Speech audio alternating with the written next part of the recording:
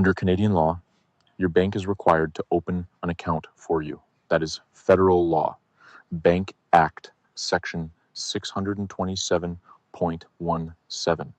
But here's the part they do not advertise. There is no equivalent law that says they have to keep it open. Your bank can close your account at any time for any reason with as little as 2 weeks' notice. They do not have to tell you why, and no regulator in this country can force them to reverse it. A 73-year-old woman in Toronto banked with BMO for nearly 50 years. She got a letter giving her 2 weeks. No explanation, no appeal. And what happened to her can happen to any Canadian with a bank account. In this video, I'm going to show you 3 things. First, the legal asymmetry in Canadian banking that most people do not know exists. Second, what actually happens to your life when your bank closes your account and it is worse than you think. And third, the specific steps you need to take right now to protect yourself before it happens. Most Canadians assume that once they open a bank account, it is theirs, that the relationship is permanent, that as long as you are not committing fraud, your account is safe. That is not how it works. You have a right to open an account. You do not have a right to keep one. Section 627.17 of the Bank Act requires federally regulated banks to open a retail deposit account for any individual who presents valid identification and meets basic requirements. That section was created specifically so that banks could not deny access to basic financial services. It means that even if you have bad credit, even if you have been bankrupt, even if you owe money to the CRA, a bank is still required to give you an account. The government decided that access to banking is so fundamental to participating in the modern economy that it had to be guaranteed by federal law. But the Bank Act contains no mirror provision.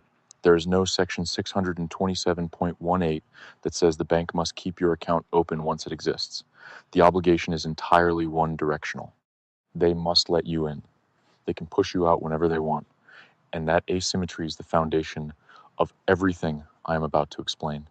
The industry standard is 30 days notice before closure, but that is a voluntary guideline adopted by the Canadian Bankers Association, not a statutory requirement written into federal law. The Bank Act specifies notice periods for branch closures because closing a branch affects an entire community. It does not specify notice periods for individual account closures because closing your account only affects you. In practice, Canadians have received as little as 2 weeks. Some have received less, and none of them were told why. And here's the part that makes this worse. If the bank is closing your account because of a money laundering concern, because their compliance team flagged something about your transactions, they are legally prohibited from telling you that. Section 8 of the Proceeds of Crime Act makes it a criminal offense to disclose the existence of a suspicious transaction report. The penalty is up to 2 years imprisonment.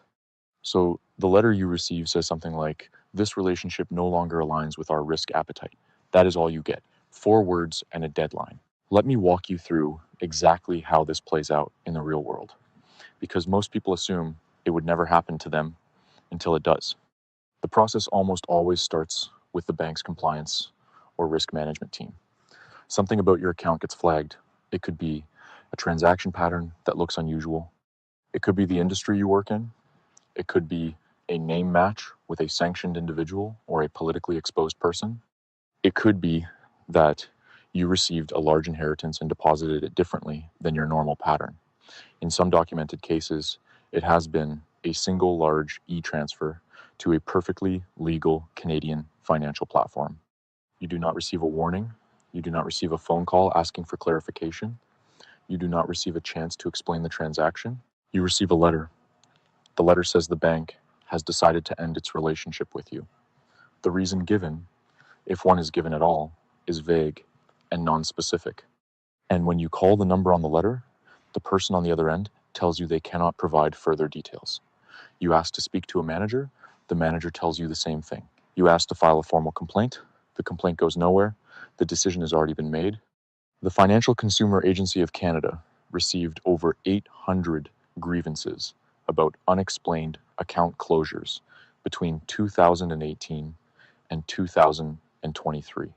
The Ombudsman for Banking Services and Investments handled 419 debanking cases between 2019 and 2024. And here's the part that makes people the angriest. OBSI, the body that is supposed to resolve disputes between Canadians and their banks, says on its own website, and I am quoting directly, "We are not able to challenge or change a bank's decision to close an account." The organization that exists specifically to protect banking consumers cannot protect you from having your bank account taken away. The regulator cannot help you. The ombudsman cannot help you. The bank does not have to explain. Carol Khan is 73 years old. She lives in Toronto. She banked with BMO for nearly 50 years. She opened her account when she was in her 20s. She raised her children with that account. She deposited decades of paychecks into that account. One day she received a letter telling her the relationship was being terminated. She was given 2 weeks. When reporters asked BMO to comment, they declined. Carol told CBC, "I started shaking and I figured, what is going on? Nearly 5 decades of loyalty, 2 weeks to find somewhere else. No reason given, no conversation, no appeal." And Carol Khan is not an anomaly. She is a pattern. A Globe and Mail investigation documented dozens of similar cases across the country.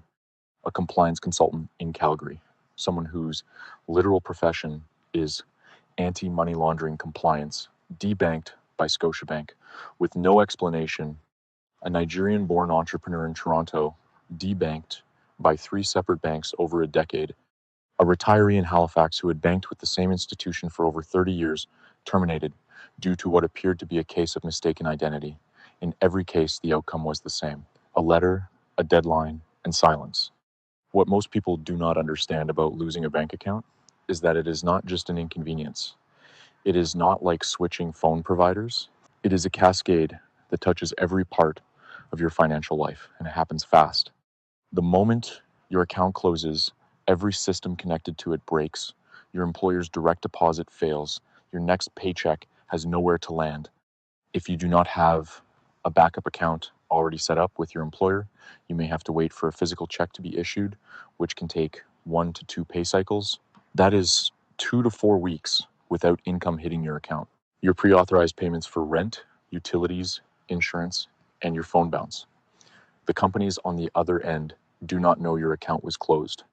They see a failed payment and they treat it exactly like you chose not to pay. Your landlord sees a missed rent payment. Your insurance company sees a missed premium.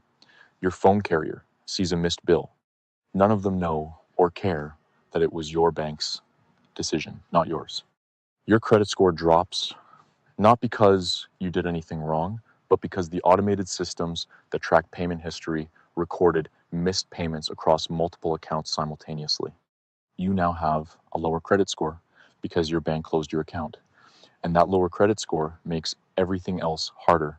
Higher interest rates on your next credit card, higher insurance premiums in some provinces, a harder time renting your next apartment because landlords check credit.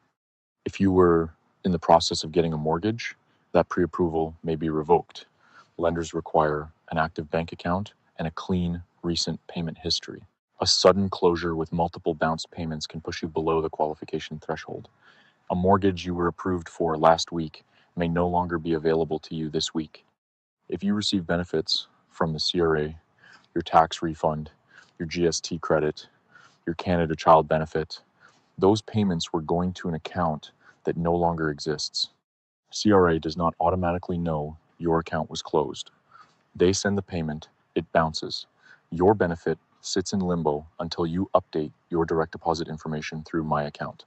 One documented case involved a Canadian who lost access to a $1,300 CRA refund for months because they did not update their information fast enough after being debanked. Months without money that was rightfully theirs. And here's the part that most people do not anticipate. When one bank closes your account, it can make it harder to open one somewhere else. Banks share information through FinTrack and through their own internal risk assessment networks. A closure of one institution, especially one linked to a compliance concern, can follow you to the next. It does not mean you will be denied everywhere. Section 627.17 still requires them to open a basic account, but it means the next bank you walk into may already have a flag associated with your name, and they may ask questions you cannot answer, because the first bank was legally prohibited from telling you why they closed your account in the first place. You are carrying a mark you cannot see and cannot explain. In February 2022, the Canadian government invoked the Emergencies Act for the first time in the Act's history. One of the emergency measures was an order directing banks to freeze accounts associated with the trucker convoy protests in Ottawa and at border crossings across the country. In 9 days, 257 bank accounts were frozen. The total value frozen was $7.8 million. No court orders were required, no warrants were issued. Banks received verbal instructions from the RCMP identifying account holders whose funds should be frozen. The accounts were frozen, the funds were inaccessible, and the account holders were not charged with any crime at the time of freezing. Some of them had simply donated $20 to a crowdfunding campaign weeks earlier. I am not making a political statement about the convoy.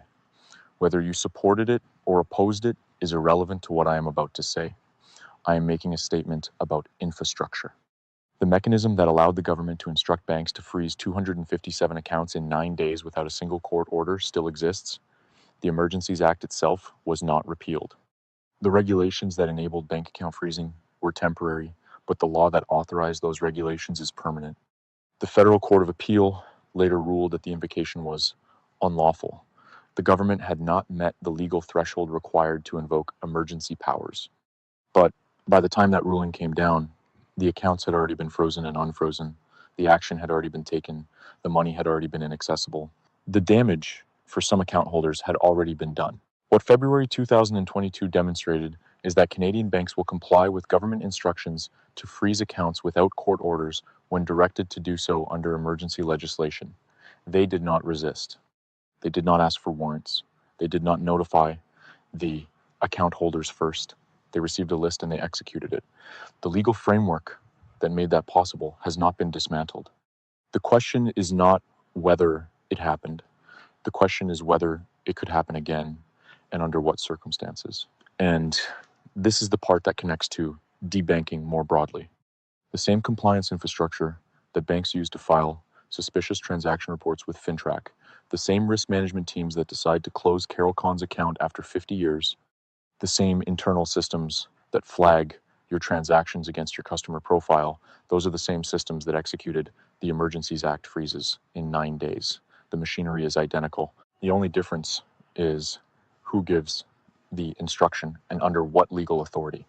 What is happening to individual Canadians is also happening at scale to entire industries. And this is where the pattern becomes impossible to dismiss as isolated incidents. 60% of legal Canadian cannabis companies report significant banking problems. These are not illegal operations. These are federally licensed businesses operating within Canadian law, paying Canadian taxes, employing Canadian workers, and the major banks will not serve them. In February 2023, a class action was filed against 6 major Canadian banks, alleging systematic denial of banking services to the legal cannabis industry. That case is ongoing. The banks argue risk-based compliance. The cannabis companies argue coordinated exclusion from the financial system. In cryptocurrency, Adam O'Brien, the CEO of Bull Bitcoin, one of the largest Canadian Bitcoin exchanges, was debanked by every major Canadian bank, not because he was doing anything illegal, because the banks decided that Bitcoin-adjacent businesses exceeded their risk appetite. A lawyer in Alberta was debanked by RBC after making 2 consecutive $1,000 e-transfers to ShakePay, a legal FinTrack registered Canadian cryptocurrency platform. 2 legal transactions totaling $2,000. Account closed. 30 days notice. The only reason given, risk appetite. In the adult content industry, 63% of creators surveyed reported losing a bank account or payment processor. Not for illegal activity, for legal work that the bank decided it did not want to be associated with. In money services businesses, 27 of 39 surveyed were denied bank accounts entirely. That is 69% of legal licensed businesses locked out of the banking system. The banks call this a risk-based approach to compliance. In theory, that means each customer is individually assessed based on their specific risk profile. Proportionate, targeted, fair. In practice, it means entire categories of legal Canadian businesses and individuals are denied access to banking because the compliance cost of serving them is higher than the revenue they generate. The bank runs a cost benefit analysis, and if you are in a category that requires more monitoring, more paperwork, more reporting to FinTrack, the math does not work in your favor. The bank is not making a judgment about whether you are breaking the law. The bank is making a judgment about whether serving you costs more than you are worth to them. And if the answer is yes, you are out. No appeal, no regulator to call, no law that says they have to keep you. Here's what you need to do, and you need to do it now before you ever receive that letter. Step 1. Open accounts at 3 different types of financial institutions: a Big Six bank, a credit union, and a fintech like EQ Bank or Wealthsimple. This is not about getting better interest rates. This is about redundancy. Credit unions are provincially regulated. They are not subject to the Federal Bank Act. They still report to FinTrack, but their risk assessment tends to be more individualized because they are smaller and community oriented. A credit union in your province is not going to receive the same blanket risk instruction from a Toronto head office that a Big Six branch would. If your Big Six bank closes your account, your credit union account is completely unaffected because it operates under a different regulatory framework entirely. Step 2.